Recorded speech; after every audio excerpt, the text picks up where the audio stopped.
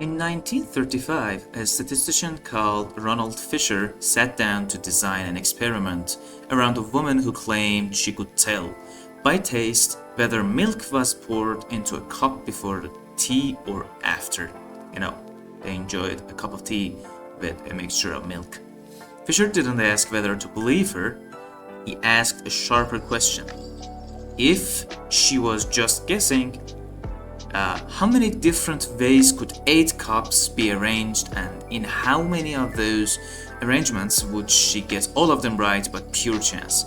He worked out the odds of a perfect score happening randomly, and only then judged her actual performance against that number.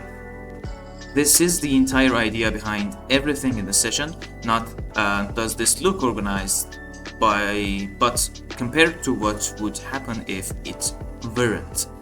This is session 1 of a new series. It picks up exactly where the first course left off. Session 10, a correlation matrix, a threshold you picked by eye, and a graph. That graph had a clustering coefficient. It had some hub-looking nodes. All of that was description. None of it was a claim. Today we start making claims properly. A brain network with a clustering coefficient of 0.4 tells you nothing by itself. What you need to know is what clustering coefficient a network with exact same number of nodes, edges, and the degree sequence would have if it were wired up with no real organization at all. That comparison network is called a null model, and building one properly is today's entire job. Okay. Same pattern as the first course's toy signal. We need something with a known answer before trusting a method on data where we don't know the answer. Generate toy network function here builds a small network, 11 nodes here, split into 2 modules with dense wiring inside each and sparse wiring between them, plus 1 extra node wired into both, a stand-in for a hub that bridges communities rather than living inside one.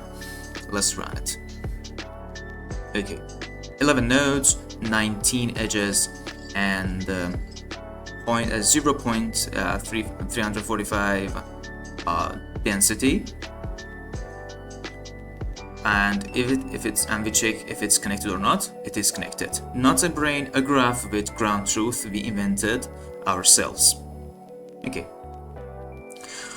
Let's run drawing plot. And here it is. Blue and orange are 2 modules. Green is the connector, as you see. The visual language for every network in this series, so it will be this. So get used to it now. One metric on the real networks. Clustering coefficient. For each node, what fraction of its neighbors are also connected to each other? Average across the network. That's what we mean by clustering coefficient. High clustering means lots of tightly knit triangles.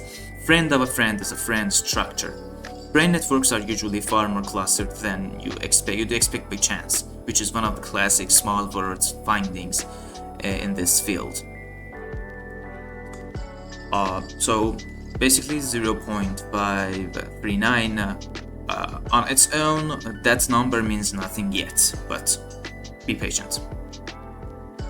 What would by chance even mean? The obvious null model is an Erdős Rényi random graph of same nodes and edges, wired completely at random. The problem is it destroys the one thing that makes brain-like networks brain-like. A few high-degree hubs and lots of low-degree ones. Compare your network to that. Find the difference and you might just be rediscovering my network has hubs and yours doesn't claim, which was never in question. On this configuration model, the fix is a configuration model. Shuffle with nodes connect to which while keeping every single node's degree exactly what it was in the real network. Now the only thing that can differ is the arrangement of edges, not the budget each node gets to spend.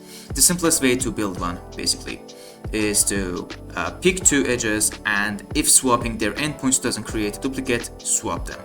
Every node keeps its exact degree. The wiring gets scrambled, and basically NetworkX package does this as double edge swap, and we will see how to use that. Right in this function we're using that, so we can actually start creating our null models. So the degree sequence is preserved, which returns true, and the edge preserved is also true. Now let's have a comparison. Real network on the left and one randomized version on the right.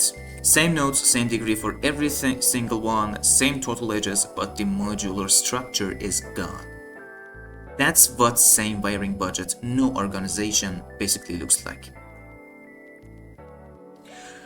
Then let's start actually building the null distribution. One randomized network isn't enough because randomness in the randomization itself makes the matrix bounce around. So we build an ensemble. 500 independent randomizations here and compute clustering on every single one. What basically this cell of code does is that. So null mean is 0.348 and the null standard deviation is 0.096, and the observed one is 0.539. Now we go and actually start comparing. Okay, what you see here, that's the whole session in one picture. The gray is the null cloud. 500 versions of degree alone would produce this. The red line here is where the real network actually sits.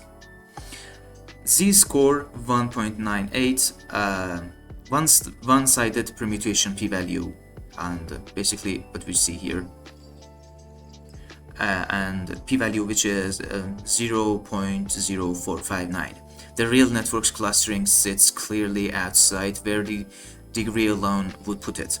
The modular structure was built in is doing real work. This isn't just the network has hubs, which would be true of nearly any biological network and wouldn't be interesting on its own.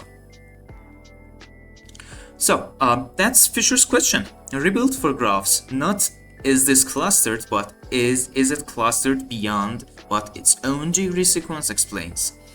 The exercise at the bottom, try a much sparser toy network, lower p within and return the whole test. Watch what happens to the z-score as the real structure gets weaker. Next session, we stop doing this one metric at a time by hand, we wrap it into a single reusable function. Run it on 3 matrix at once and deal honestly with what does to your false positive rate. Notebooks and data are free on GitHub, link in the description, and hope you enjoy it. See you in session 2.